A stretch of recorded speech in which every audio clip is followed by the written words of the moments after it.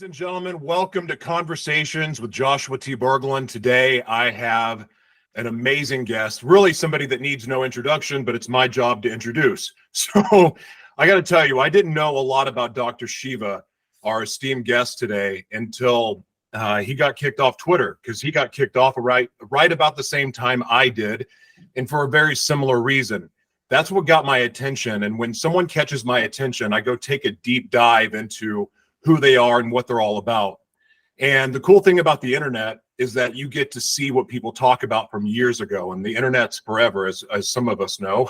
So sometimes that's a little scary, and sometimes it's amazing. In this case, it's amazing because I got to watch some interviews from 9 years ago of Dr. Shiva and really got to see who he is as a man before he even thought about running for president, before he even thought about running for Congress. And I'm just humbled for this opportunity, because when we talk about the American dream, we have this image of what it is. And it typically is an immigrant comes over with nothing, they bust their butt, they work really hard, and then they make their dreams come true. They start their own business, they get a home, all this. To me, Dr. Shiva represents the American dream. And that American dream seems to be hurting right now for a lot of people. In fact, that dream has turned into a nightmare. And I believe with my heart that Dr. Shiva is somebody that wants to bring that dream back, not just for American citizens, but for people that want to become American citizens.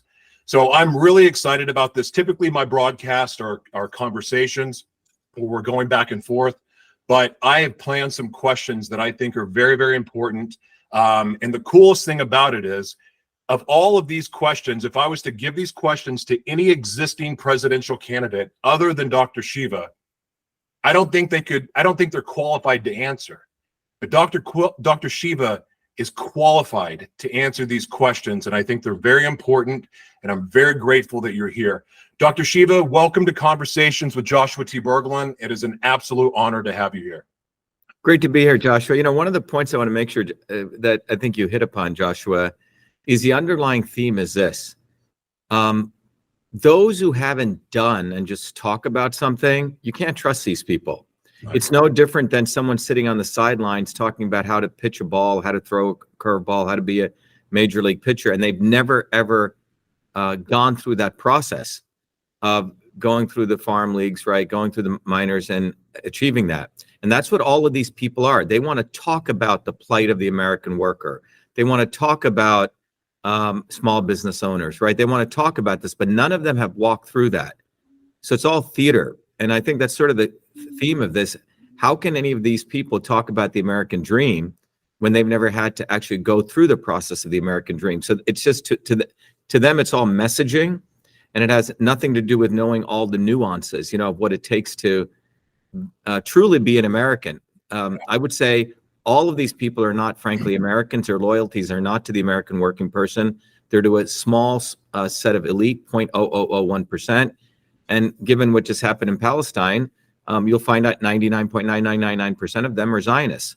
And they have more loyalty to Zionism than they do to the American working people. I'm glad that you brought this up, because as a former evangelist, hearing that God's chosen people were this select group, but I thought God loved all of us. I thought we were all created equal, but these people were special. Why? And it never made sense to me. And every time I would ask about it to my spiritual advisors, I would hear "stay in your lane" or some other thing that was very dismissive, or I'd be given some gibberish of an answer, and it never set well for me. And one of the other things that really attracted to me to you, Dr. Shiva, is other than Zionist cocksuckers. I never thought I would hear a presidential candidate say that, but it's true. And I admire you for having the balls to say that. Why would you say that, though? Are you not concerned about the consequences of making a statement like that? Look, Joshua, from where I come from, you know, when I grew up in Jersey, right, and where I come from, even in India or villages, you know, working people don't fuck around and just try to make everything diplomatic. Working people don't have time for that. When you're working a full-time job or more like I do, and running for office and trying to change the world, running a movement, you have very little time to figure out the right messaging to bullshit people, you see? And ordinary people don't spend all their time with 20 PR consultants gathering data and saying, this is what you should say. You speak what's real, and you speak with a very sharpened tongue, because you've realized over time that those in power spend 99.999% of the time, like Satan, right? Manipulating people's brains to make them think they're good people, when these people are actually the most dishonest, abusive people on the planet. So in many ways, what may appear like abusive language that I put forward is actually the opposite. No different, I could argue, than if you're truly a Christian, Christ took, the cat of nine tails and he whipped the shit out of these guys in the temple. He did it, frankly, out of, if anything, love for them. And I'm sure he didn't say, please move along, right? I'm sure he used abusive words. So everyday people that I grew up in, plumbers, electricians, landscapers, engineers, like my father, when you're working hard, you don't have time. All these people who don't have a job, they spend 90% of their time mimicking other people. Ooh, let me try to be like Obama. Let me try to act like a victim, booby fucking Kennedy, right? Let me try to act like I'm a businessman, Trump, right? So everything they do is an act. And because it's an act, everything is a well-manicured lawn. And even if they try to be anti-establishment, that too is well-manicured, because you can look at how they live their lives. Drain the swamp, you bring in John Bolton, right? You talk about lock her up, you locked up your followers, right? And so on. So, and you can look at my history. I do what I say, and there's no sort of separation between my words and my deeds. And that's probably true of most American working people. They don't have time to bullshit. So in that video, that even though with all the shadow banning that went viral, what I said was, I am the only presidential candidate who will not suck Zionist cock. That may not sound presidential, but frankly, it's very presidential, because I stand for the American worker. So, and I bet you every American worker speaks like that. They don't speak like any of those fools on stage, well manicured. They probably spent more money in getting ready for any of those debates with their hair cutters and their, whatever treatments they went through, than the average American probably makes in a year, frankly. They probably spend 30, 40 grand just getting queued up for one little TV appearance. Yeah, and that's very, very true. And the other thing that I also like, you talked about a movement. You're not just running for president. You have a full-time career. You have a movement. It's even if for some reason you're not put on the ballot, even for some reason you don't become the president, it's not like one of these situations where you're going to disappear. You have a movement, and you've inspired people from every corner of the world. It's not just a United States thing. It's a global movement that you've created. And that is inspiring, because it's not easy to do. And where you're coming from in a platform of truth, hard truths that have been shielded from us for years, you are bringing to light these very, very important issues and how we've been controlled, manipulated, and lied to. And I don't believe that we can heal as a country or even a planet until we have truth. And so I admire you a great deal for standing on that truth. Now, I have some questions for you. Are you ready? One point on that very important statement that you just made. What's happening now, Joshua, and I know we'll probably address this, is that, the Edward Bernays model of advertising was, you reduce a bunch of stuff to a 30-second soundbite, okay? And even in those sound bites, even 20, 30 years ago, when you were watching a TV advertising and someone was trying to sell you Dove soap versus, I don't know, some other soap, right? You would actually at least get some information, and then you would have to do a little bit of work to say, oh, I'm going to choose this because they told me it's softer for my skin, or, it has no chemicals versus this. You went through some process of a hypothesis that you had in your mind. You looked at some data, and then you achieved your own conclusion, right? But what's happening now, Joshua, is that there's a couple of companies who are controlling people's decision-making. Google and Facebook, you say, oh, who should I vote for? Or some presidential candidate, and you get given the answer. What should I buy, right? So what's happening is the average person today is not even going through the process of figuring out what's right for them. And so they're just told this is, oh, you're supposed to like Joe Biden, he's like this, or you're supposed to like Trump, or you're supposed to like Booby freaking Kennedy, right? Etc. They're just, and then they take sides. They don't even know why. So if I were to tell you that Trump is patriotic, oh yeah, he's patriotic. Why? Oh, because he wears a MAGA hat and he hugged a flag one day.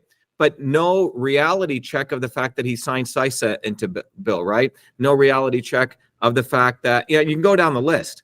So one of the things that our movement is doing, and we're doing the work of what educational institutions no longer are doing, is teaching people how to think. Thinking means you have an idea in your head, you have to find the facts, and then you come to your conclusion. You say it's a scientific method.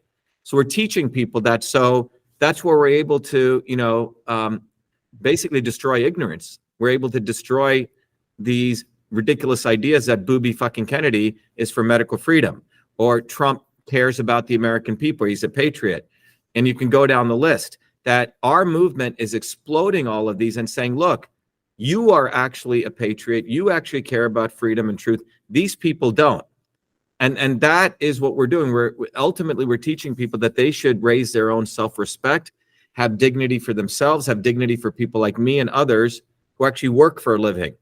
And this is an abusive relationship that they have when they are even considering any of these morons, a guy who files a falcon, or, falconeering, right? Who bangs 28 women, in 1 year and writes a diary about it. Booby fucking Kennedy, by the way, right? That's what we're teaching people. We're teaching people to have dignity for themselves. That's fundamentally what we're teaching, and how to think, start using their brains to come to a conclusion, actually backing it up with a logical set of facts. How does identity play into that? Well, yeah. So what's happened is these groups that these people are doing, plays in on identity, right? And not on reality. So they're basing it on identity. So it's like, you go to the, the ice cream store and you see all these flavors, or you're on radio and you have country music and you have easy listening, you have 70s.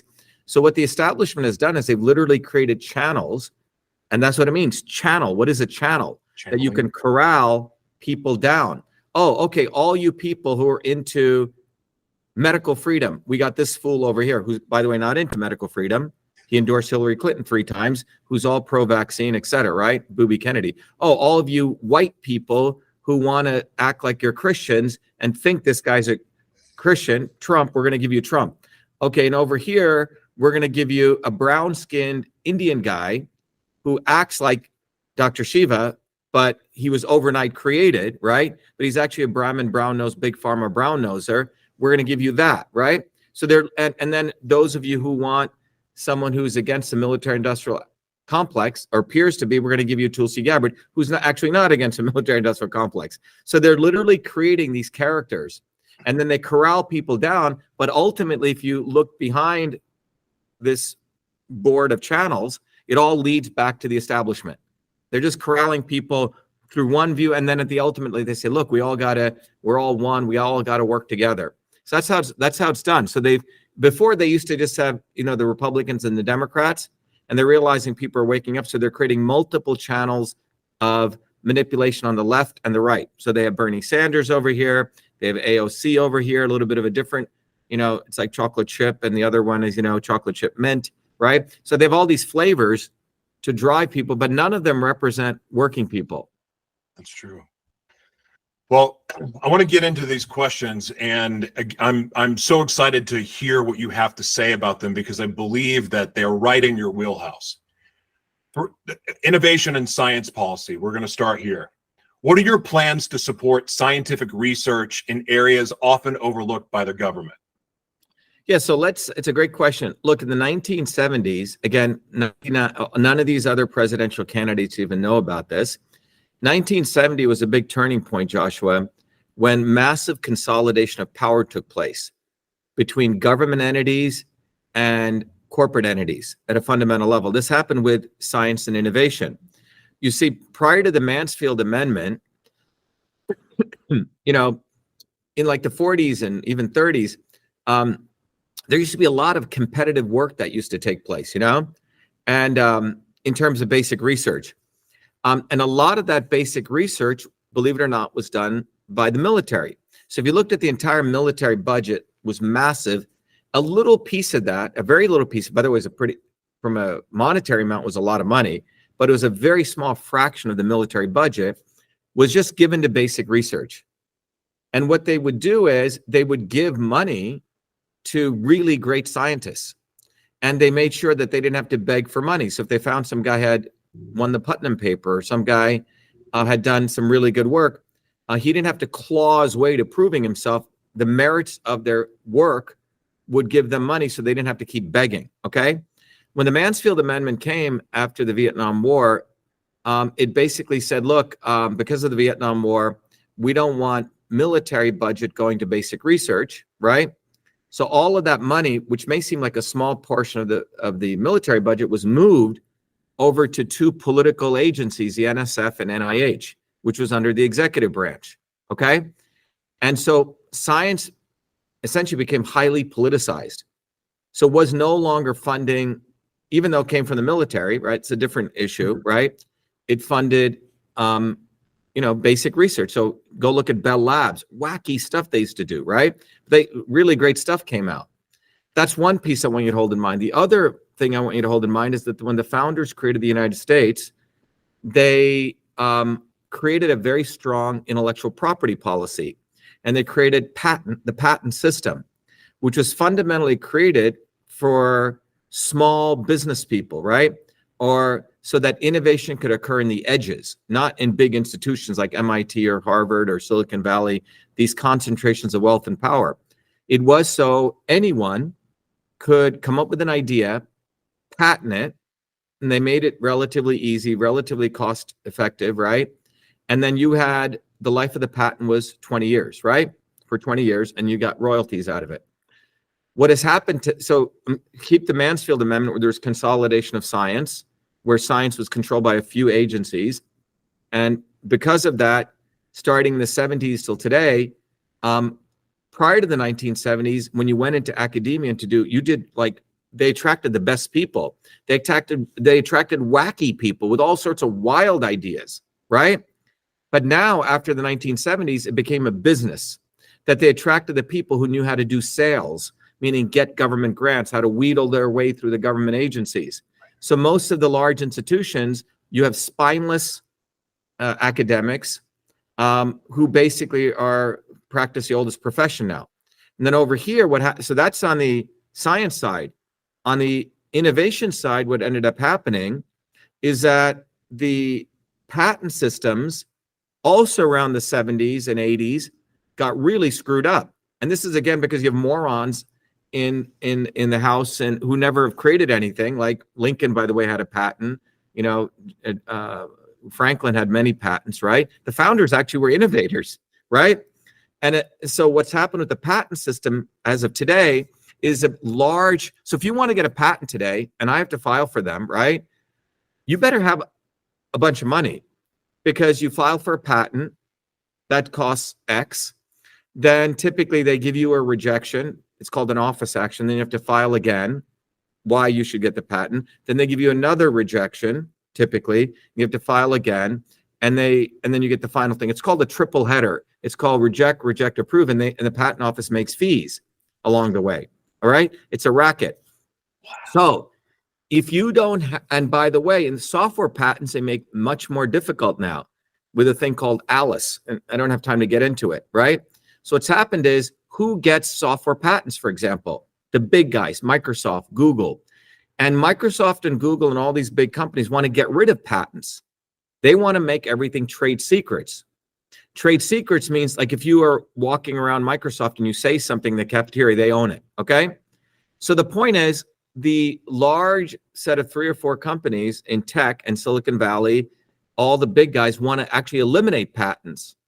And one way they're doing that is making it very difficult for the small guys to even get a patent.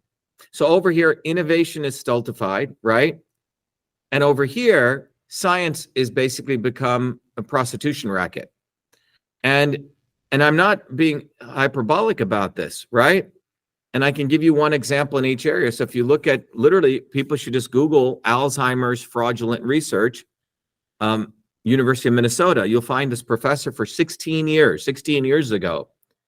He wrote a paper about his theory of Alzheimer's, directing the entire industry to a certain direction. That paper had images in it, biological images called Western blot images, absolutely photoshopped. The guy moved the entire US NIH funding, $3.7 billion, because every Tom, Dick, and Harry cited his paper. Why? Because he was a big wig in the field, and he was, also a journal editor. Now, let me tell you why this is important. If you are a young scientist and you get accepted, you get your professorship in some institution, you have 7 years to get tenure. What is tenure? Tenure means that you have to do, after 7 years of you doing research, the institution will decide, are we going to give, let's say, Joshua a job for life? It's a job for life. They can't fire you. You get a salary for life. You get insurance. You get everything. You're treated like royalty. Okay? It's called tenure. So during those 7 years, how do you get tenure? Okay, so you have to take a field that you become a specialist in. Let's say I'm in this field of AI robots for, walking bipedal robots. Okay, that's your field. You have to publish papers in that field. 7 years after that, the institution will say, okay, Josh, we're going to judge you now. How do they judge you? They look at how many people cited your papers. Not that you may have published 1,000 papers, but no one else may have cited you. Why is citations important? The theory is citations reveal that you did great work. Others have to cite you. Okay. Like Einstein's work has probably one of the most number of citations, right? So on. But in order to get those citations, what do? Nowadays, you have to go kiss ass to all the other people. So it's becoming an ass kissing game. That's one piece of it. The other piece is, so you have to go ass kiss to the other people in, let's say, bipedal robots who are leaders.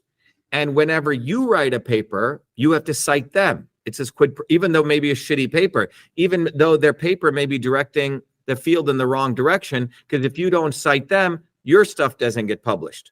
Okay, that's one thing. The other issue is the heads of the scientific departments in the field, the heads of the journal editors in the field all sit on the board of the review committees for the National Science Foundation and the NIH, which decides when you apply a grant application who gets a grant.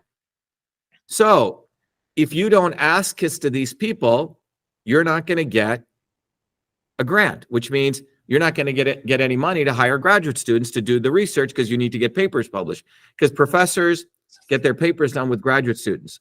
So that's why this guy got away with it for 16 years. And it's quite incredible. So science has become this old boy network of publishing shit that really is not revolutionary, because if you're truly revolutionary, you're going to expose all these people. They're not going to allow you to publish their stuff. Okay? So the quote unquote peer review process has become highly, highly incestuous. And I notice that, when I have to write a paper, I don't know anyone. So my papers have to be really good for them to get published, right? I mean, really, really good. And I typically go find a domain expert who's already tenured, who doesn't need, basically they can mouth off. And that's why we've been successful. But so what's happened is science has become really not great science. It has become a prostitution racket. And over here, we've stultified innovation through the patent process. And the other thing, Joshua, and these are all the problems, is we think innovation comes from centers of innovation. So MIT spends $10 billion in their Kendall Square Center.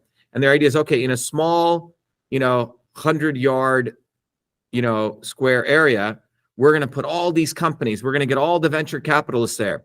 And then boom, one Google will come out and we're going to say, aren't we great? It's called creating these quote unquote centers of innovation, right?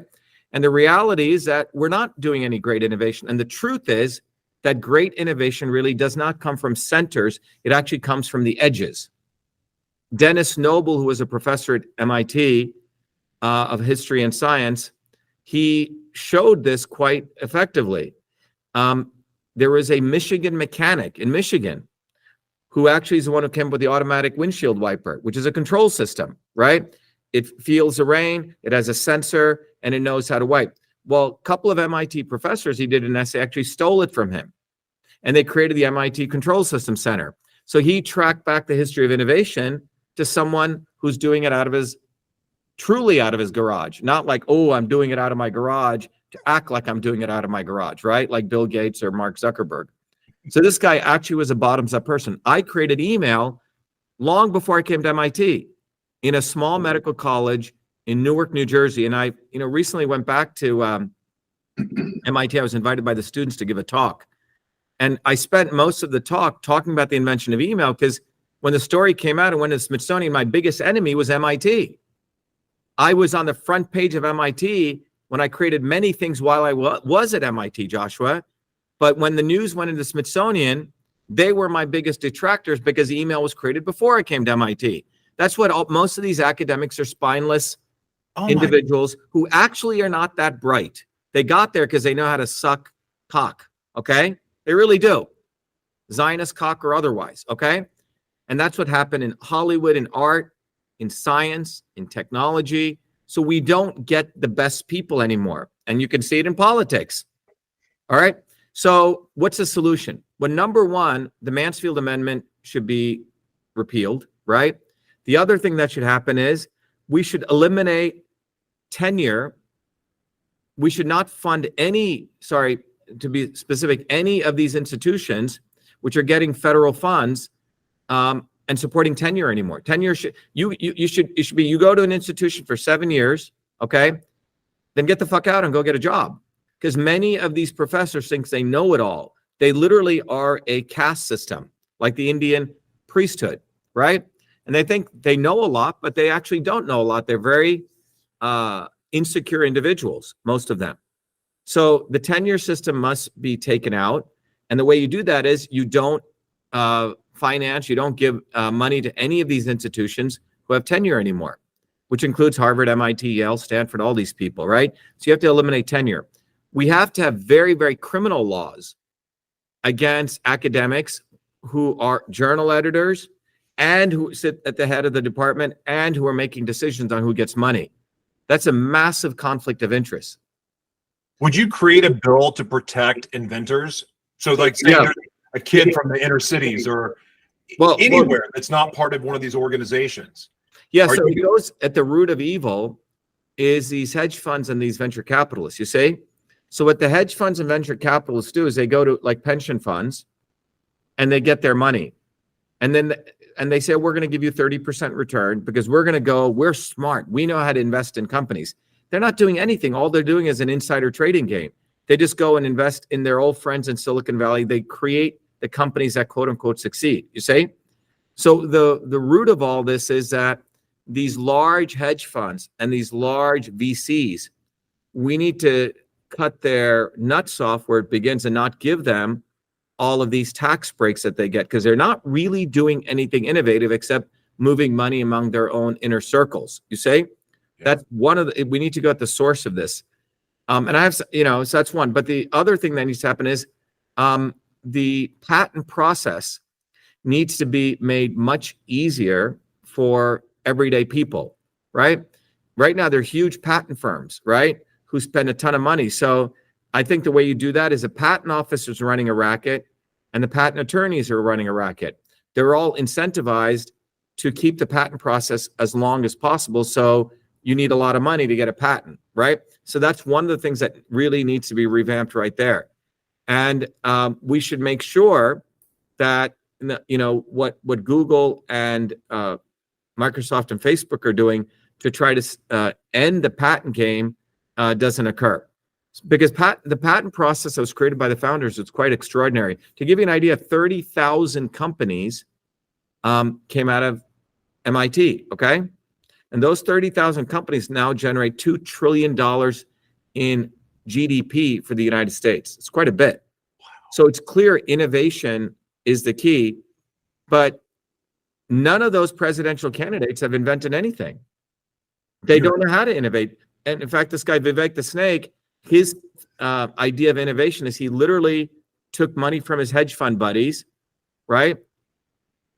$5 million who he hung out with. By the way, he also applied for an affirmative action scholarship, even though He is against affirmative action. Why he had $2 million in the bank, complete crook, okay? But he took this money and then he went and bought, he raises 5 million and this is what he considers innovation. He goes to GlaxoSmithKline, who already had a drug which had failed clinical trials over many years, 4 times. So he goes, gets a fake useless drug, puts it into a new company called Axovant, has his mother, who's a doctor, look at the data of the failed clinical study, throw out certain data of people who didn't complete the trial because it failed, and redo the data to say this was a very successful drug, and write a paper on it, and takes that and markets it around Wall Street, takes his company public, makes tens of millions of dollars, and then when they actually do the clinical trial, he knew it was going to fail, the company crashes 99% in value. That's not innovation. That's called financial manipulation. Or a piece of shit. Or a piece of shit. That's what this guy is, okay? And it's fascinating that none of these people, Fucker Carlson, Glenn Greenwald, ever asks him about that, right? Because all these people they're all part of the same clique. They all go to the same clubs. They all bang the same people. They're not one of us, Joshua. That's what's really going on. So they let themselves get away with all these crimes. So I have to do this dirty job of exposing these fuckers, and no one else will. But that's what they're doing. They're not doing innovation. So, but that guy is still out. Why is he even running for president? He should be in jail, in my view, right? One of them should. It was a pump and dump scheme. But that should be centered on mainstream media. Instead, they're trying to make this guy some, he's a brown-skinned, big pharma brown noser who's a bullshitter. And it's really a disgraceful that none of these quote unquote people ask him about this. And there's many other stuff like this. But see, that's not innovation. That's bullshitting. Yeah. It's just pure bullshit. We haven't solved major problems like fusion. We should have fusion energy by now, okay?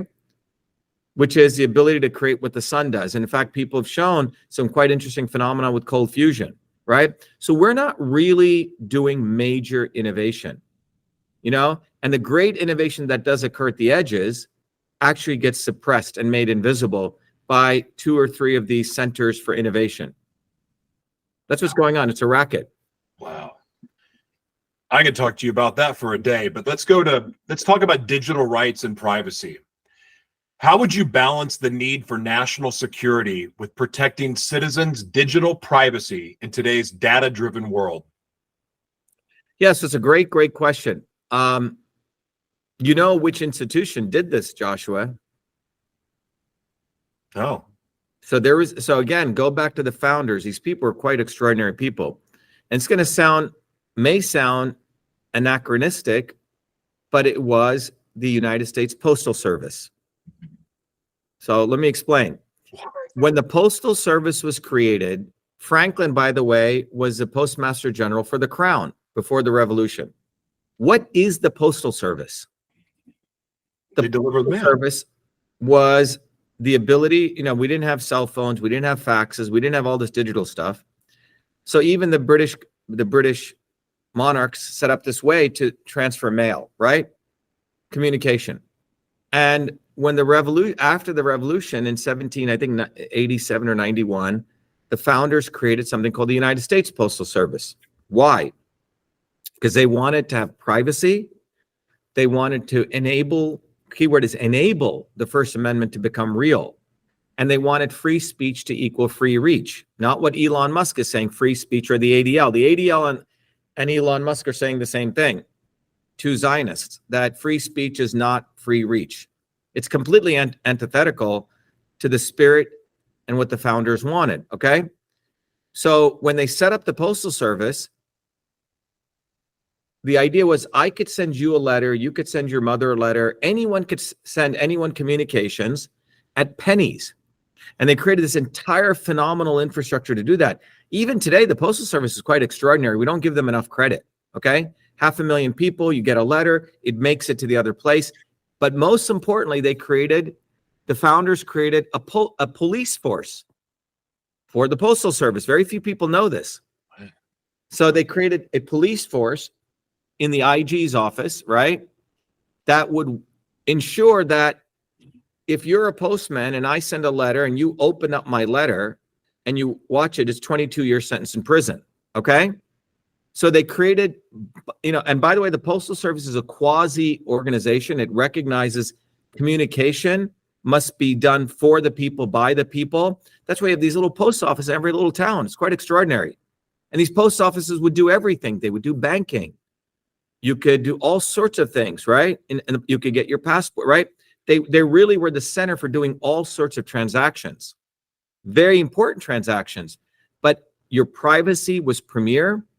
Forget encryption, forget all this thing of blockchain and all this shit, right? Which is all can be busted by better and better computing.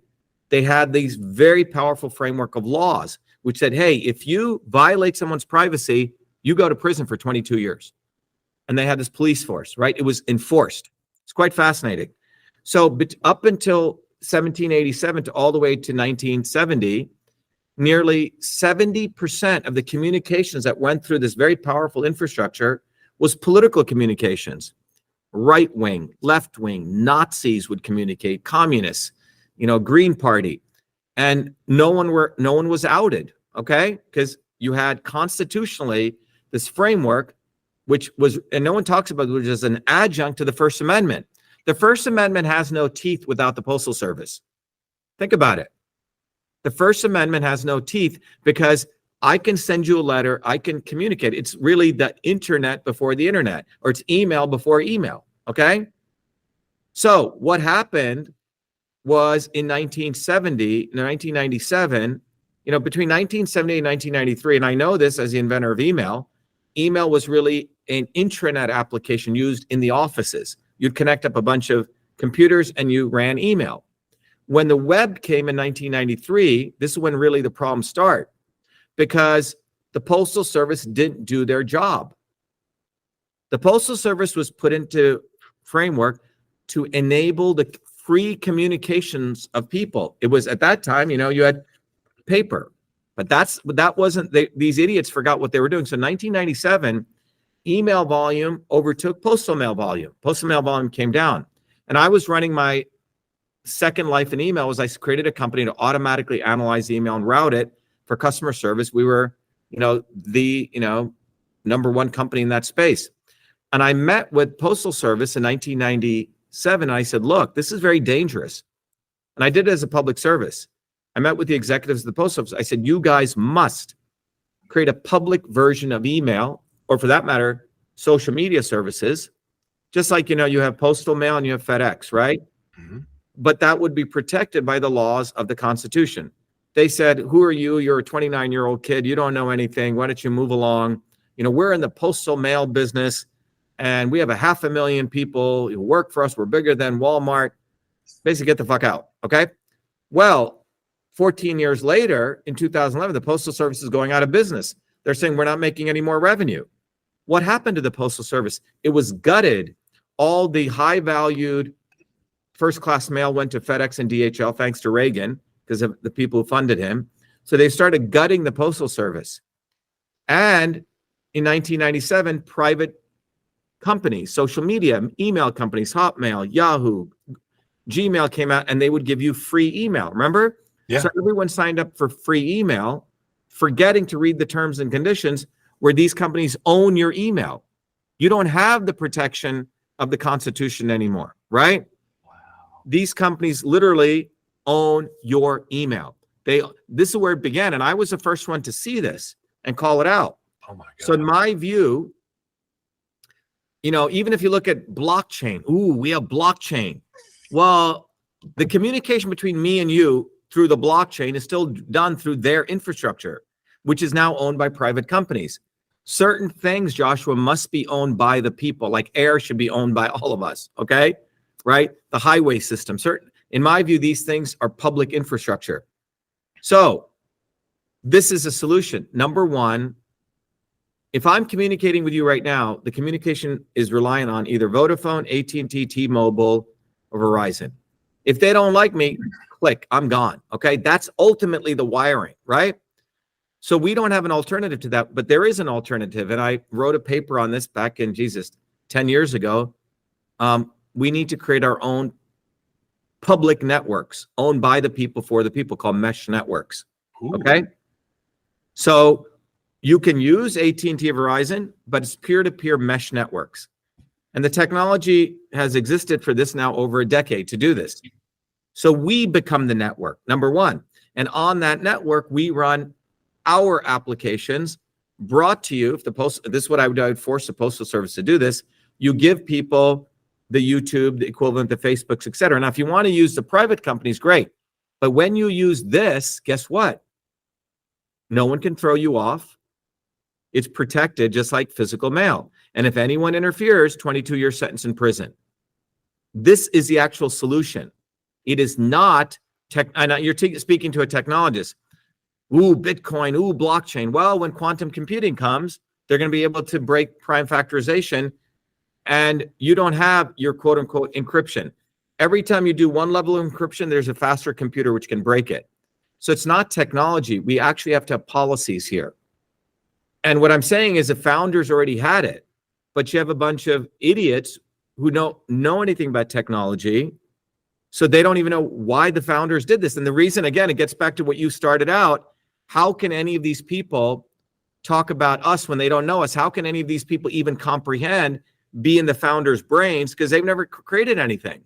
So when I talk about this, I'm living the life of a Franklin or a Jefferson or Washington, because these guys created stuff and they knew the power of why you needed the Postal Service, which was really a public information infrastructure.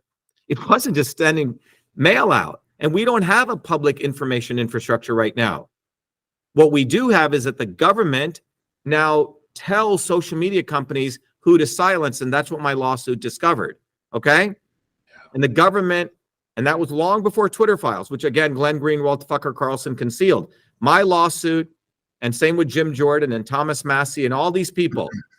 So on November 16th, 2018, it was Donald fucking Trump who signed into law the Cybersecurity, Infrastructure Security Agency Act. CISA got created, which basically obliterated the First Amendment.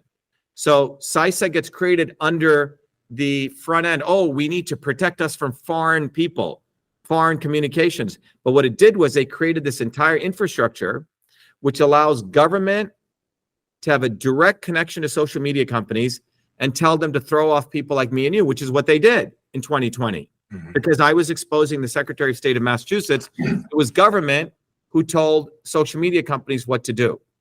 This is quite profound. It was government that did this.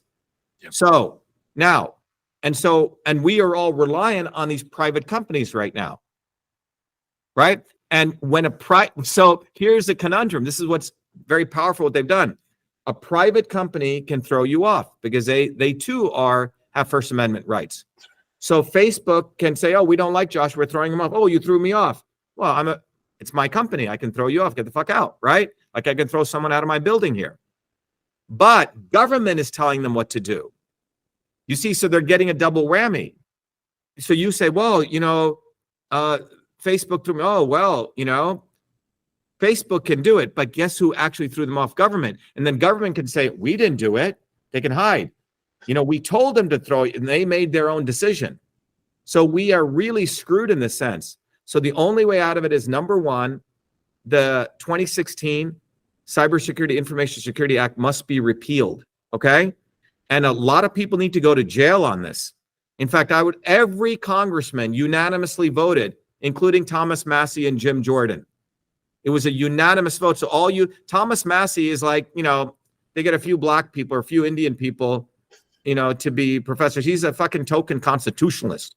Acts like he's a constitutionalist. I live in Kentucky. I have my farm. This bullshit, okay? But he voted for the creation of CISA. It was unanimous.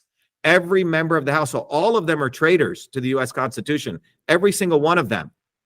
So the way out of this is we must repeal CISA.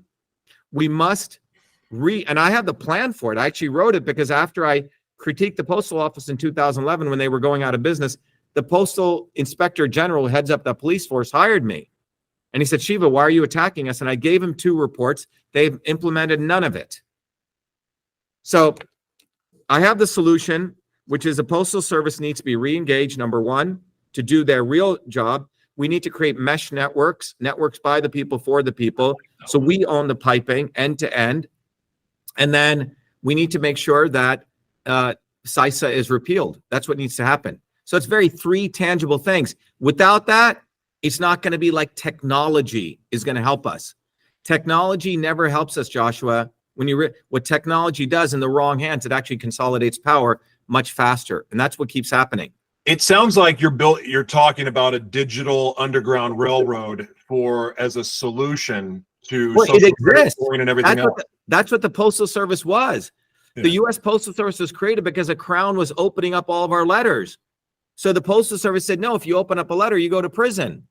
Now that framework should be applied in the public realm to our communication. And by the way, all these postal services are perfect nodes for a mesh network. Why? Because they already have the physical infrastructure. You just put a server there, put an antenna up, and we create our own people's own mesh network. I just watched a YouTube video earlier today talking about how I'm going to say this word wrong, subsidize China for mailing, because China can ship products over here for no cost. And the question is how? They're cheap products. How do we do that? Yeah. Our government is subsidizing. Forgive me how I said that. Subsidizing, yeah. Thank you very much. Yeah. Our government is doing that for China. Isn't that, after everything you've just said, and then that little nugget, that makes this a very messy situation with our U.S. Postal Service, does it not? Yeah, look, the Postal Service is basically one of the most abused institutions and the most really powerful institutions that doesn't get the credit they deserve. Jeff Bezos abuses the Postal Service, right? The only reason he's making all this money is because of the Postal Service, okay? And by the way, when Trump was in office, I met with his doofus son, Trump Jr., and I said, look, I have a plan to save this. And he said, go talk to Charlie Kirk, who's another idiot. I mean, it's really fucked up how these people really are. They're a bunch of morons.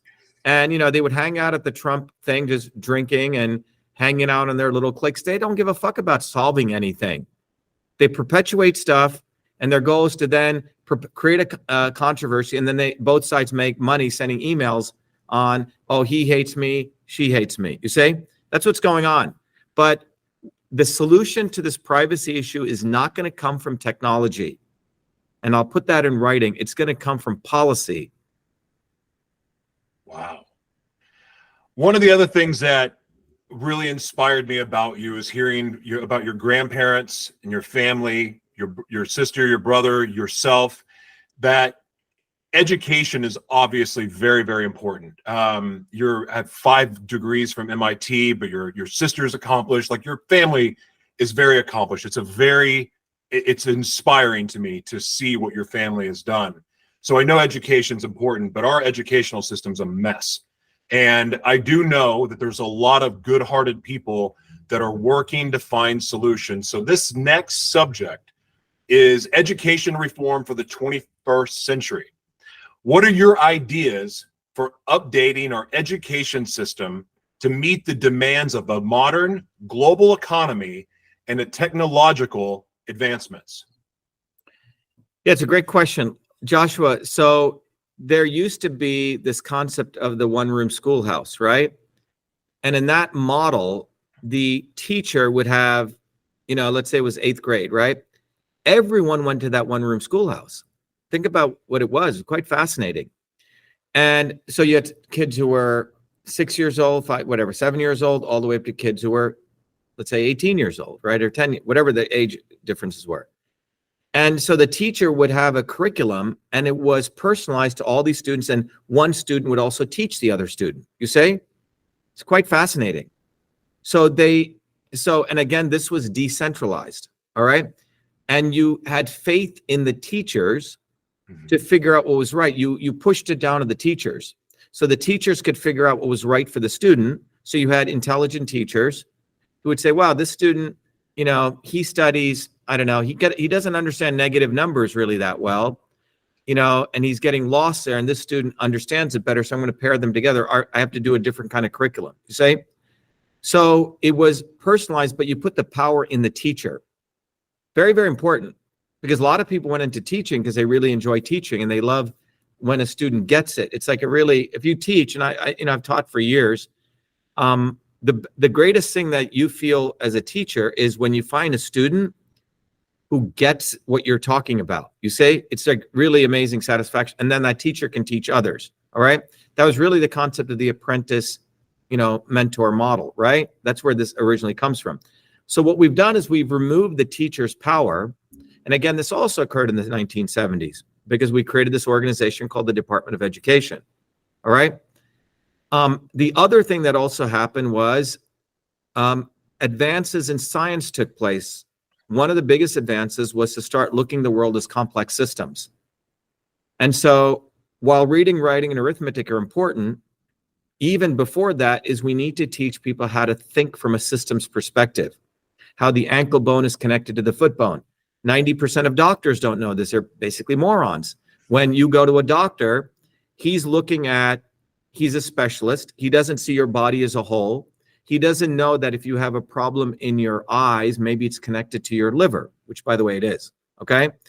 And so on. Your organ systems are not just separate systems, right? Things are connected to each other, okay? Like jaundice is liver, for example, right? And there's many interconnection between emotions and different subsystems. But systems thinking is what engineers learn. Plumbers learn systems thinking, right? Otherwise, you are not going to be, or electricians do. You can't suddenly say, I'm going to upgrade a house's electrical system by 1,000 amps. Oh, I also have to do other things, right, in the house, right? So we are not training people to think from a systems perspective. So one of the fundamental things that needs to happen is the educational system must teach people how to think from a systems perspective. The good thing is that curricula, I used to teach it at MIT. Only the elites learn systems thinking now, Joshua. So we have a two-tier system now. The elites learn systems thinking, which is a very powerful knowledge base, and they're using this to manipulate everyone else. So about 10,000 people in the world know systems thinking, which really came out of the 1930s to 1950s, but they keep it to themselves. My view is systems thinking needs to be broadly taught. Now, instead of waiting for other people, I've already started teaching it. People go to truthfreedomhealth.com. We teach people how to think from a systems perspective, I know you're recording this, but John will play it before we end, But this systems approach is what I used to teach to the elite students, but I've made it like Prometheus bringing fire to the earth, accessible to everyone. So as president, I would use the White House to teach people how to think of systems, you say, and you'd use it as a bully pulpit. But that's one of the most fundamental things that needs to happen. People need to be able to see the world as interconnections. And there are 9 principles that I can teach anyone that people need to learn, and then they can understand the world as a system. So when they're looking at a problem, they don't get into this divisive, dualistic world, you say? So if they look at, should I support the pandemic or not? It's not about pro or anti-vaccine. It's about recognizing you need to boost the immune system. That's where it really goes. And one set of people want to weaken people's immune system, so you got to get artificial immunity, which you can call a vaccine.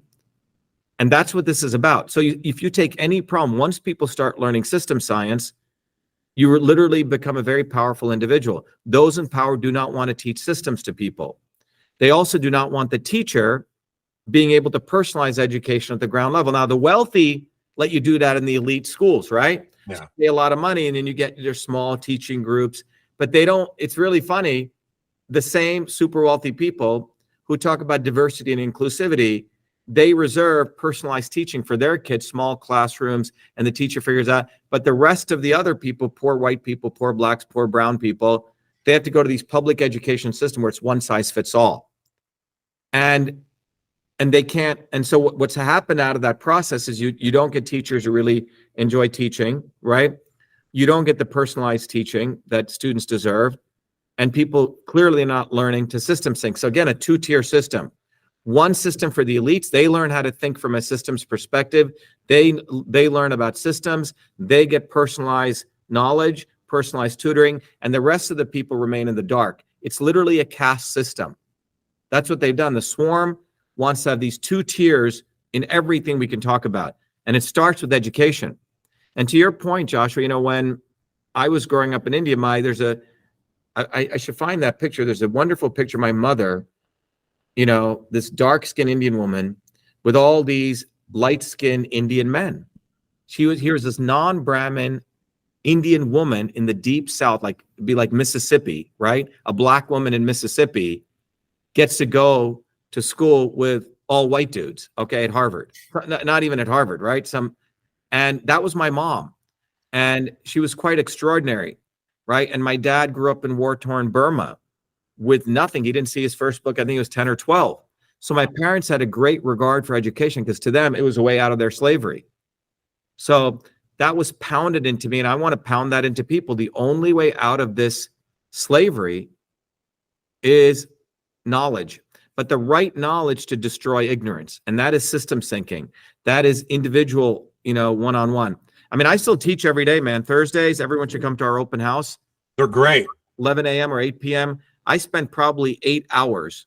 And I don't think any other presidential candidate will do that or give me money for it. We do it free. 11 a.m.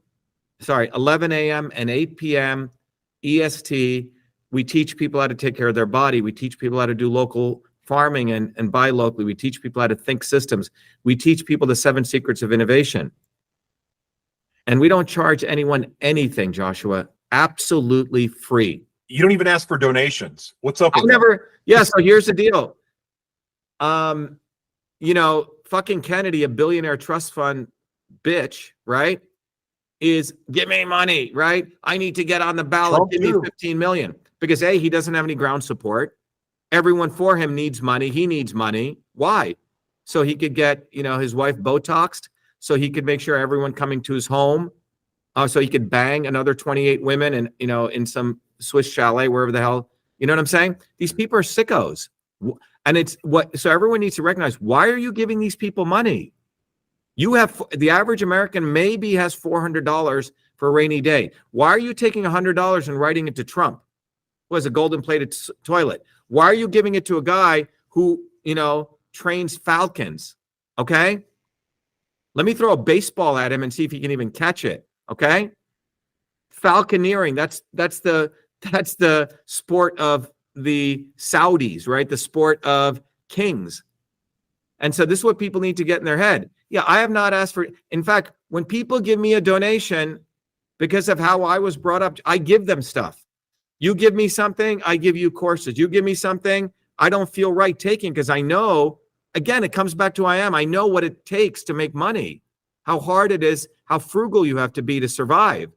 So when someone is willing to give me money, I better give them something. If they're giving me money, okay, here's a bumper sticker.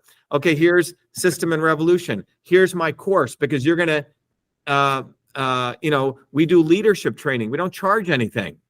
So these people are all scumbags. They don't know what giving really means. They have no idea of being an unselfish human being. But where I grew up, where ordinary people grew up, we survive by helping one another. The ethos is already there. We don't need blockchain to help each other. We already help each other. So this is what people need to get in their heads. The incentive models were already there. Yeah. Right? So this is what I'm saying. None of these people have any fucking idea what I'm talking about. They think I'm stupid, you're stupid, we're suckers because we give away stuff. That in this hour that I've been speaking, I've been saying, give me money, I need donation, they think we're dumb. I don't have this question planned, but because we're talking about education, kids with unique needs are something I care deeply about because I was one of those kids. But we have a rise of children that have ASD and other mental health issues, some that were caused by the shutdown, some caused by, I'm not going to say these things because I don't want to get us kicked off. But we have a lot of kids now that are underdeveloped. They have special needs, they have unique needs, and yet we don't have We have teachers that are not qualified to be able to assist them. The school that my partner Jessica teaches at, they're understaffed, and they have all of these kids that have needs that they can't get to. They've got people doing the jobs of 10 people. So I got a question. My question is, what is your plan or idea for the educational system where now funding is in crisis? We've got all of these issues with getting the right teachers, the specialized teachers. Is homeschool a solution for your idea and how to revamp the educational system?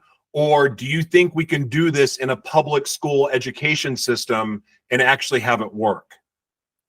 Yeah, Josh, you're asking a good question. Let's just sort of take a step back and say, what is the purpose of this education? Okay. First of all, what are they getting educated and what is the purpose? Okay. So, if you go back to my grandparents' time, I think my grandmother may had second grade education. My grandfather had maybe third grade, My parents were the first ones in their village to get educated. But why did they get quote unquote educated? And why did they not get educated? What education did they have? Well, they were farmers. They knew how to plant seeds. They had tremendous skills, actually, right? They knew how to, my great grandfather could do math in his head on 1/16th, fractional math, right? Because that's how you had to work when you were dealing with farming stuff or doing building, et cetera, right? So people learned all these skills, not by physically going to some institution, by the realities of what they needed. They learned this educational stuff that they needed, right? So my grandfather knew exactly when to plant, how to do inventory management, right? Because he would have to get rice and how he'd have to pack it, right? How to do preservation of food, right? All sorts of skills, probably like thousands of skills he knew, versus a guy who went to college today, and what skill do they really know? So we have to go back and realize, what is a skill set? The goal of education is to give people skills so now they could go into the world and have a prosperous life, right? I learned how to program by the time I was 14 years old. I got a full-time job. I didn't need to go to fucking MIT. MIT benefited from me, seriously. In retrospect, they found me.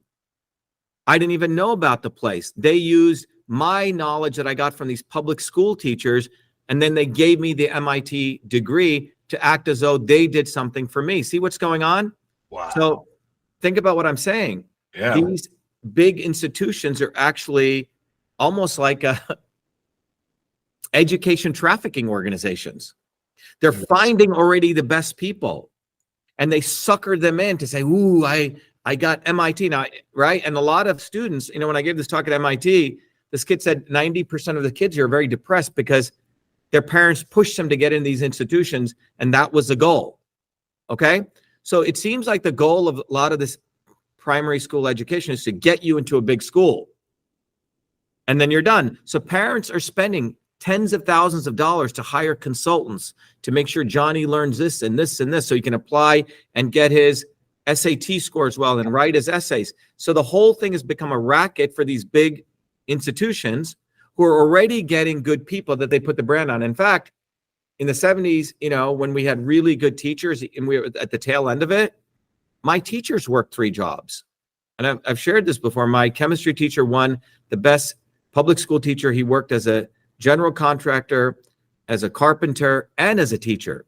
And he put 2 of his kids through school. That's the only way he could do it. But he was the most amazing chemistry teacher. All right. So point is, I actually learned stuff. I didn't need to go to MIT. I could have gotten a job when I came to MIT, by the time I was 20, I bought my own home because I would go to MIT and I was still doing my own jobs, full time. So what is the purpose of education? That's the first thing we got to think about. Well, you could talk about it. Well, is it teaching you to be a good human being? Is it teaching you life skills? How to get up, how to eat properly, how to dress, how to, behave in the world, right? How to be respectful. There's that ethical conduct, right? Is it teaching you that?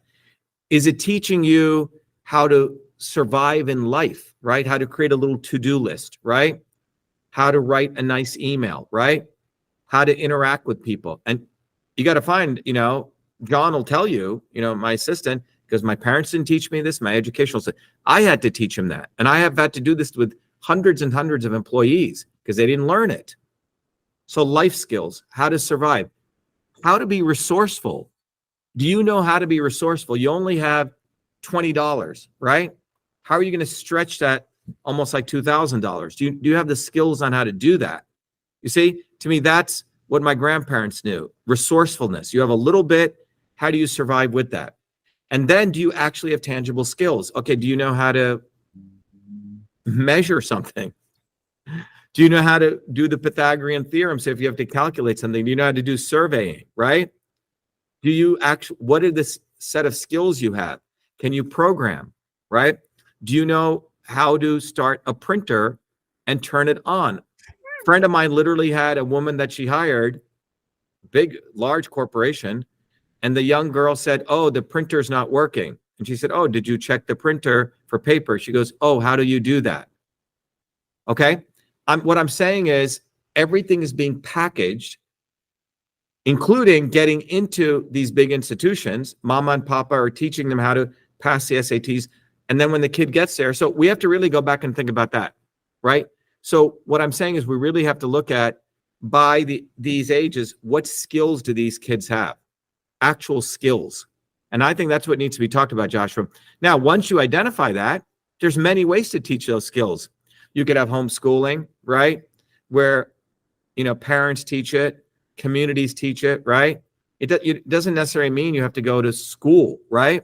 What are the skill sets we want to have, right? And then you figure out what these purpose of these schools are. But to me, it's all about these skill sets. And it can be done through homeschooling. It can be done online. Some people may want to learn on their own. Some people need one-on-one connection. But I think that's what needs to be done. And everyone says, oh, the quote-unquote fake anti-establishment, oh, I'm going to blow up the Department of Education. Okay, but what is your actual program? So I would say there's a set of skills that I think are very, very important. How are you going to deploy those skills, right? That's the second thing. How do you do this? And I would argue many of these things do not require a lot of massive amounts of infrastructure, okay? That you could do. You could have teachers having the ability to deploy to kids directly, online, offline, in a bunch of ways, and they get compensated for doing that. And you basically make all these teachers essentially become their own educational institutions. Direct, just like you have direct democracy, direct one-on-one. And that's already happening on its own. And so it's not like you need to put more money into this. You can leverage a lot of these technologies. They don't even teach shop class anymore. Really? Yeah, there's no shop class. There's no home economics class. I don't know if you know that. I didn't know that. Yeah, I mean, I still have skills on how to use a saw, a hammer, how to nail in a nail, how to do things with a dowel, all this stuff I learned in 8th grade. How many, so again, this was sort of the tail end before, this was when we really had teachers that cared. Mm-hmm. So, I think what you just said was music to the ears of so many educators, people that are going to independent media, people that are just tired of the way that the system works. They're going off on their own. I think you just spoke life into all of those people because you gave them hope. What we're going to be doing is, I have a building here in Cambridge. My birthday's coming up this Saturday. We're going to invite people to come, but we're going to announce that I'm going to literally launch an academy and we already are doing it, with teaching people system science. Mm-hmm. We teach people so much shit, man. It's crazy, right? But it's just a bunch of people said, Shiva, I didn't learn any of this stuff in high school. I didn't know how to write a proper email. I didn't know how to keep a to-do list. I didn't know how to use my calendar, right? I mean, these are extraordinary life skills I'm talking about. Yeah. And more. I didn't know how to think from a systems perspective. So we're going to start deploying these and making it very, very affordable for people. But these are knowledge systems that once people learn, they're very powerful. Like even in interpersonal communications, in an organization, you tell someone to do something, they go, how many times this has occurred? They go do something and that's nothing what you told them to do, right? So how do you do a proper communication that both parties know this was the instruction, this is the acknowledgement, and that's it may seem simple, but these are the things that distinguish very successful organizations or societies versus unsuccessful societies. Having respect for someone who actually knows knowledge. This apprentice mentor model. Every Tom, Dick, and Harry on social media thinks they know something, and they don't. They need to be, quote unquote, slapped upside the head. Like, you don't know what the fuck you're talking about, right? Shut the fuck up and listen. We need to bring this in. And our goal is, when we launch this, we're going to create students and people who are 100 times more successful just by the way they come out of these programs, right? I mean, our Truth, Freedom, and Health system is creating people who are blowing up Kennedy, exposing Trump, and really going at them and teaching people what the right thing is. So we're already doing a great service. During the pandemic, the immune system courses I ran saved literally hundreds of millions of people's lives. Videos that I did that got taken down, they went viral all over the world, and people write to me, hey, I was in the ICU and I told the doctor to give my mother, my father, vitamin C direct, and it saved his life, right? Or I was about to go to the ICU and I took a heavy dose of vitamin D3 and A, and it saved me, right? So we want to teach people skills. We're in fact going to start a program which is about how you can be your own doctor, and it's using system science. So that's what we're going to do. But once you understand system science, you can use it to everything. But that's what we're going to do, and then create it in such a way that you can take these and you can go teach it, learn, teach, and serve model. That's our goal. I love it. This next subject is ethics in AI and technology, which is a huge hot topic right now. Everyone's talking about, especially what happened with ChatGPT or OpenAI. So the question is, how will you address ethical issues in AI and technology, particularly in sectors like healthcare, defense, and employment? Yeah, it's a great question. First of all, just to give people the background, I have 3 of the most important patents in text-based AI since 1997. So I've been an AI researcher since 14, okay? And when I used to do a lot of this stuff for looking at sleep patterns and predicting stuff. So AI fundamentally, very simply put, it's a big word. It's basically pattern recognition. What AI means is using machines, that's one way, or using something to do either a repetitive or a complex task that, that was typically a very large, complex task. Okay, so let me explain. So you could argue when Henry Ford created the manufacturing engine, that was AI, because he took a human being, right, and he made them into a robot. So people think AI has to do with physical machines. AI has been going on for a long time. When you take a human and you convert them to a robot, that's AI. It could be a carbon-based being and a silicon-based being broadly. So once we could take a human being and said, okay, all your job is to just put a nut on this wheel, then we said, okay, we got that doing it. Then we figured out, we watched how that person did it, and then we injected a machine to doing it, right? And then we started building more complex machines. But you can make a human being is a machine, but you can make them, quote unquote, AI by making them robots, right? And that was what some parts of the industrial era did do, dehumanized humans. So once you understand what AI is, ultimately it's about taking a body of knowledge, transferring that body of knowledge to somebody else or some other object, and then making sure that it gets robust at doing that. Now, that transfer of knowledge is called training data, okay? And it can be unsupervised or supervised training. Either you have to train it and watch it and observe it, or some tasks a system can learn on its own. It's called unsupervised learning. Anyway, there's 2 types of learning, and these have been around since the 1960s. So what's happening right now is that in the field of AI, there are humans who are doing certain tasks. Let's say you're looking through a microscope, and cytologists do this. There's 6,000 of them in the world, in the United States. They look through a microscope, they look at a cell, and they have to, based on their skills that they learn over many years, they have to decide, is that cell cancerous or not? If it's cancerous, then the hospital says, okay, it's major decisions that they make. So what's happening is this field of cytology, by way of example, machines are watching how this human being is doing this, and they're collecting training data. Okay? And then they want to emulate that person, and eventually they'll eliminate this human being and they'll have a machine do it. Now, from a labor and a human perspective, my theory is quite a radical one, is that that human being should be compensated for the transfer of that data, and they should get a royalty in perpetuity for the knowledge that they transferred. Okay? Because in the ideal model, Joshua, AI in the hands of working people is very different than AI in the hand of the 0.0001%. Again, a two-tier system. The AI in the hands of the swarm, they're going to want to depopulate people, and they're going to want to only make their lives better. You follow? Not everyone else's lives. So they're saying, oh, I can AI this out to everything else.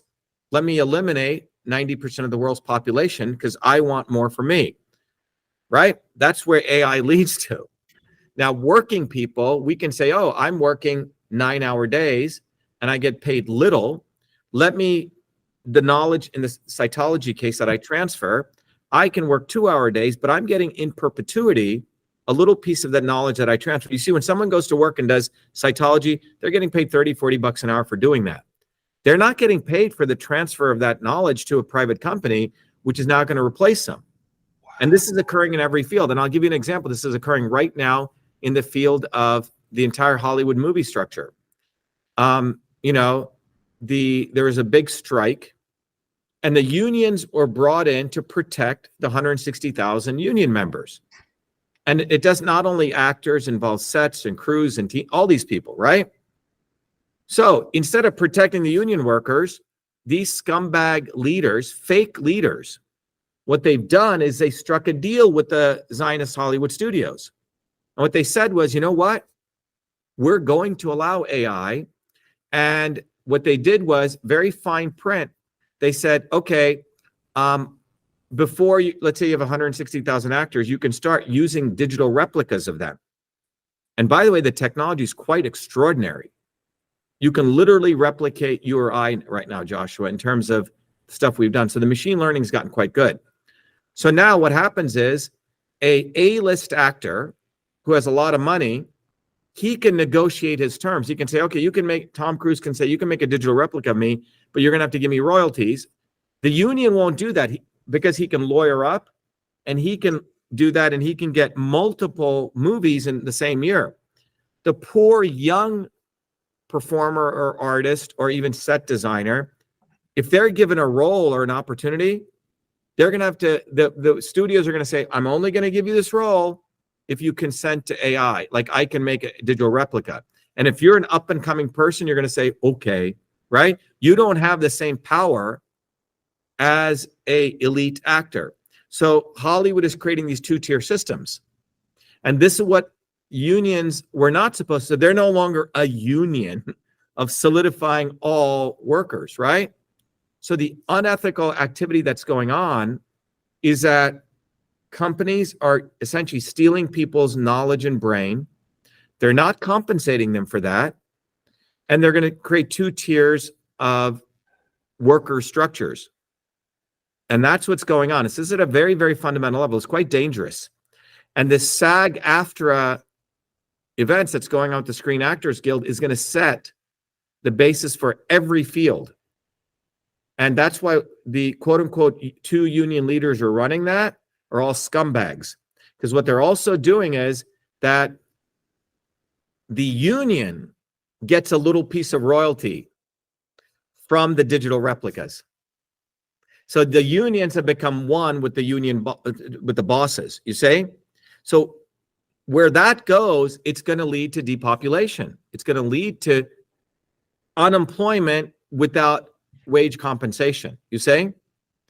But if you're a skilled electrician and you put your life into it and your knowledge is being transferred, that knowledge, you should get a little piece of the action. That's called truly, again, getting back to intellectual property. Yep. I love what you just said. I'm very passionate about independent media. And the reason why I'm passionate about it is because without media and the knowledge of media and being able to tap into the available tools, I would be homeless still. I wouldn't be able to get a job. I don't have a good education because I thought I was an idiot growing up in school because I couldn't learn the way they were trying to teach me. Yeah. Regardless of those reasons, mental health issues and beyond, media is the very thing, the vehicle that has taken my life from being in the gutter to nothing to living the life of my dreams and getting to interview you.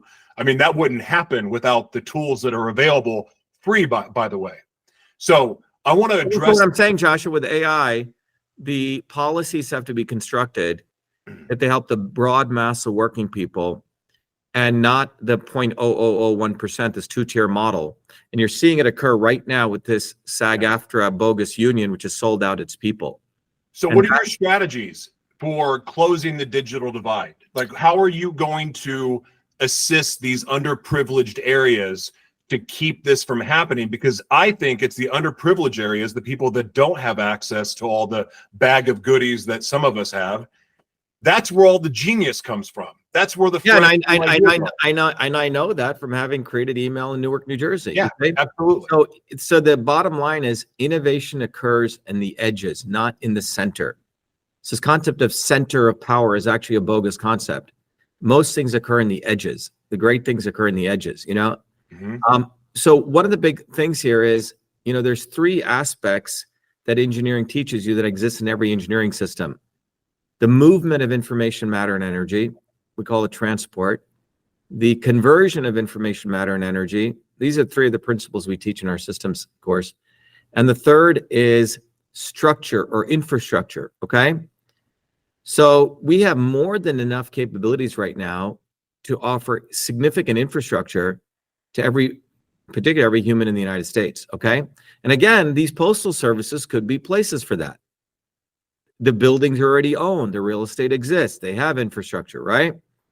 So the ability to give people internet access, right? All sorts of high-speed capabilities all through a mesh network all exist, right? So my point is the technology actually exists. We don't need to create new technology. It's the policies are now owned by the 0.00001%. And the only way to overcome this is we have to educate a broad mass of people, Joshua, about what I'm saying. Like, it's not like we could stop creating technology right now. It's about the deployment of the existing technology with the aim of educating broad masses of people versus keeping it to a small set of people and creating these two-tier systems, right? So why is it one set of actors get to protect their digital replicas and the rest of people have to be slaves, right? So once you do a movie, they own it and they never need you again, right? Why does that system exist? It exists because the people owning these technologies are the 0.001%. This is why we need a systems overhaul. And if you look at this graph here that I've shared on healthcare, that red line is the life expectancy, how it's going down in the United States. Oh my God. It's going downward, right? And the rest of the world. So over the last 60 years, the elites have put policies that are destroying the health of everyone. So your child will have a shorter lifespan than you right now. So that leads to the central thing that those in power don't give a fuck about anyone else. That's right. And so their power needs to be taken away from them. And the only way to do that is not, supporting Tweedledee versus Tweedledum, but people need someone like me, right? They need someone who actually knows how to build things, fix things, and actually is one of them. And in order to get over there, people need to raise their consciousness and start having respect for themselves, not having respect for Donald Trump or Booby fucking Kennedy or any of these people. Those guys don't work hard. That's right. Right? They don't. You've said a lot that our country has been taken over. And in fact, I've heard you say it a lot in interviews. Can we get our country back? Can we reclaim it? And if so, how? There's only one way that history shows is through a massive bottoms-up movement that is highly conscious of how you build the bottoms-up movement. Let me repeat that again. It's like saying, how are we going to achieve flight? Well, you need to understand the principles of flight so you could build the machinery that can teach you how to fly. That can, not teach you, but that can put you into flight. So the only way to win at this is you need to not only have the consciousness that you need to build a bottoms-up movement, but also the tools on how to build a bottoms-up movement. And in some ways, they're self-reflective, because in order to come to the conclusion you need a bottoms-up movement, you need to study a little bit. And you need to study the history of how change actually occurs. Change has always occurred through everyday people's names who we do not know, the real heroes, who have decided to connect with their neighbors and build these bottoms-up movements. It occurred during the late 1800s and the early 1900s, right? A little bit in the 60s, you say?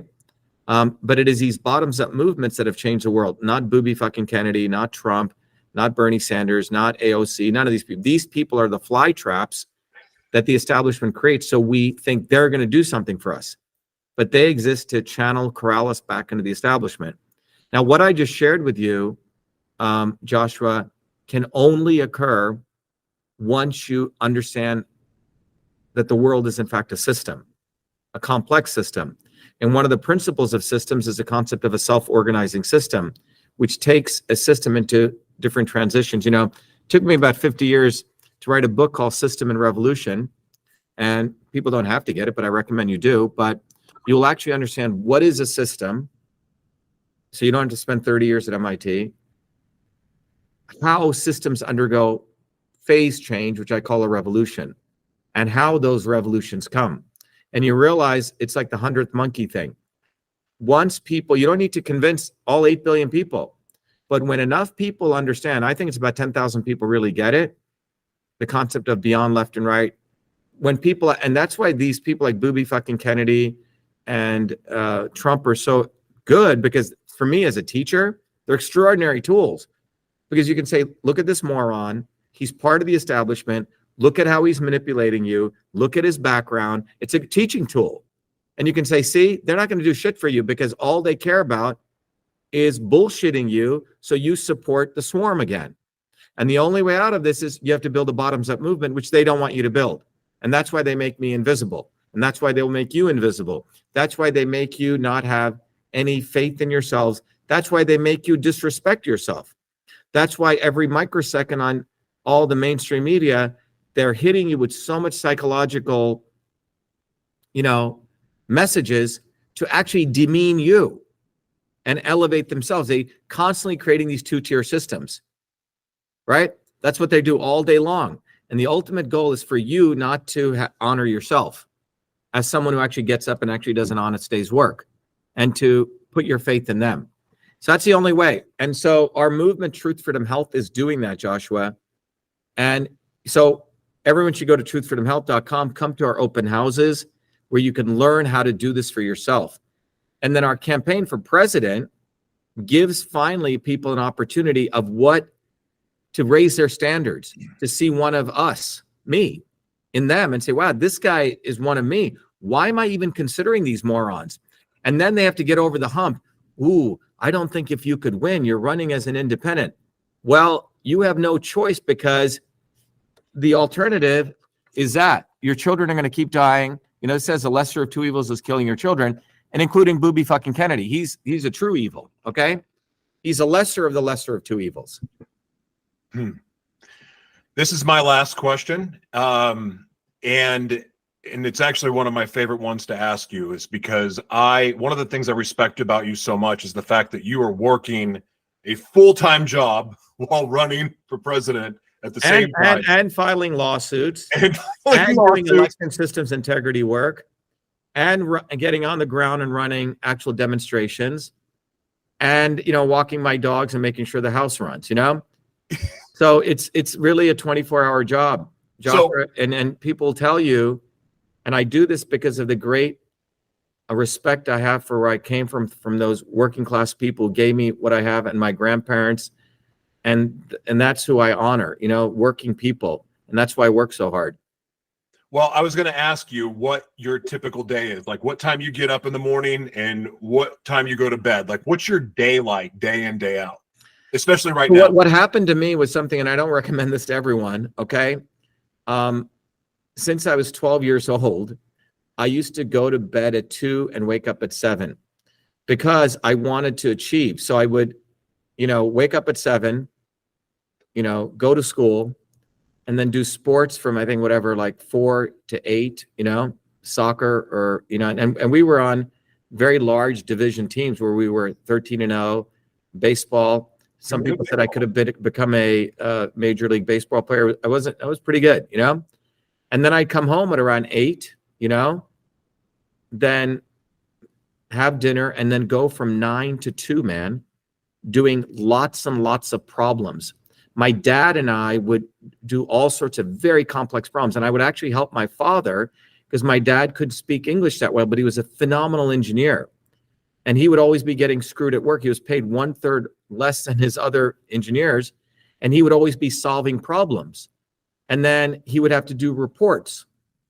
And then I would end up typing all of his engineering reports up for him to help him.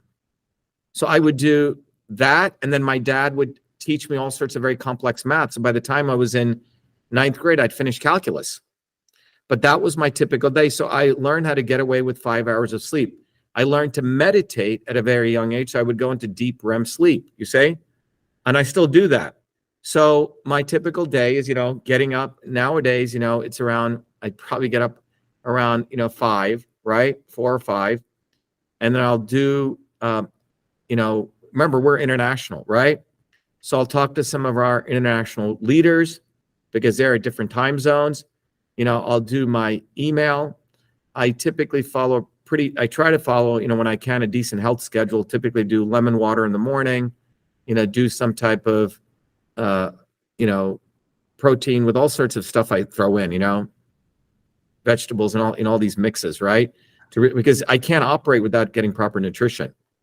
And then we'll do our morning meetings, which will go from typically 8 to 10 with all of our global leaders, right? Operations meeting for all of our companies.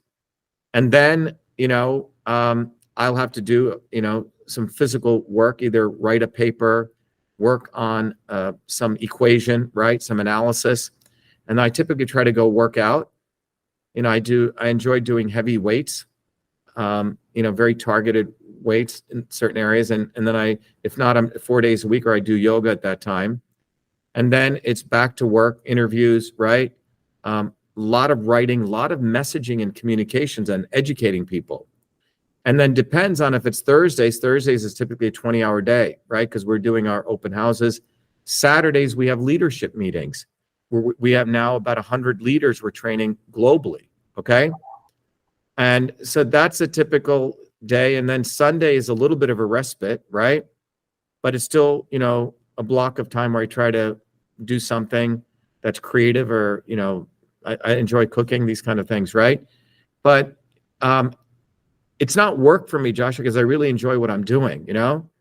I enjoy educating. I enjoy fighting these fuckers, you know? It is a certain set of time you have to do on social media. But all of them are interconnected in this rubric of truth, freedom, health. Science and innovation, truth. Freedom, fighting, right? And health, either infrastructure, we have to take care of our building. You have to take care of your physical health. You have to make sure you're generating enough revenue to be sustainable, right? So to me, all these things are interlinked. Wow. That is such a great answer. I've really enjoyed this. I've learned a lot from you, and hearing your perspective, your answers, very honest, thoughtful, great answers. I can't thank you enough. This exceeded my expectations by 100. Thank you so much. Can I share with you, Joshua, a couple of things people should do as calls to action? Yeah. One of the calls to action is I recommend everyone, and John will play this video on our stuff. And I think you can, I think you're taping this, right, Joshua? Yes, sir.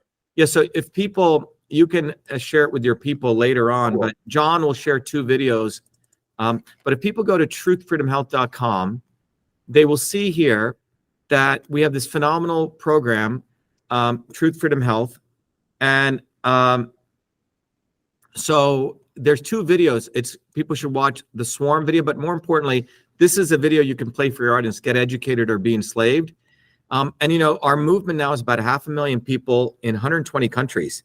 And this movement really teaches people, and our stories of people who've taken our program are everyday people. You can see homeschoolers, artists, electricians, right? Daycare directors. But we have a history of winning. We teach people how to fight, how to win, how to take care of their bodies from a system perspective. But fundamentally, what we're doing, Joshua, is to recognize, even though there's lots of information, doesn't mean people are getting more healthier, feeling better, as you can see by the statistics here, right? More people are obese, more people want to overthrow their governments, etc. And the reason is because all this information is being fed through the lens of ignorance, where people get deluded or complacent or desperate into this left and right. And by the way, these are the people who you think are helping you. But these are the people who are the manufacturers of that ignorance. Okay? And the only way out of this is wisdom. And wisdom, and that's the era that we live in. There's so much psychological operation taking place, and wisdom will allow you to get clarity and where you become an activist and organize and you become innovative. But the only way you get to that is knowledge, and knowledge is different than information. It's understanding the science of systems. So I recommend everyone go here. John will play the video, but the key video is, this one right here on the right, get educated or be enslaved. The other thing that I would recommend people go to is, for our campaign, go to Shiva for President. And I want to encourage everyone to go to Shiva for President and get one of these bumper stickers. Why? Because this bumper sticker makes you a activist, because a lot of our people, Jonathan, work full time, but they can put this on the rear windshield on the lower left and 100,000 people see it. The other thing is they can also become educators overnight. If they go to the free downloads, there's a flyer. You see that, Jonathan? Jonathan? I'm Joshua. I see it. Sorry, Joshua. Yeah. I was talking to John here. Sorry. Oh. And what you see here is this flyer everyone can download and they can print. Okay.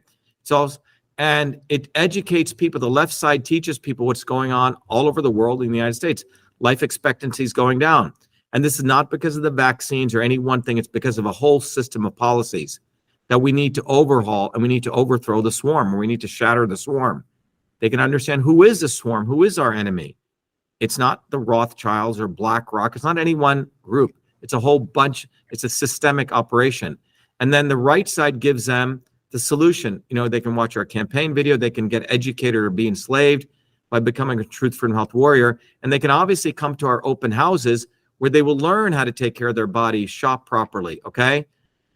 Education, right? Governance, etc. So that's what we recommend people do. So I hope that helps, Joshua, but that's what I want to share with people. I've watched the swarm video about 10 times, and it would make sense to anyone, regardless of your belief system and what you've been indoctrinated into. Watch that video. It is a wonderful job of delivering truth in a way that anyone could understand. And it takes a systems approach. So when you put this together, Joshua, they can watch that Truth, Freedom, Health Systems video, not the swarm video. And then they can also go to Shiva for President and play the campaign video. All right, Joshua, I hope this is valuable. Thank you for your very thoughtful questions and your kindness. Yes, sir. Thank you. I'm rooting for you all the way, Dr. Shiva. All right. Well, get it out to everyone. Yes, sir. Get it out to everyone. Everyone support what Joshua's doing.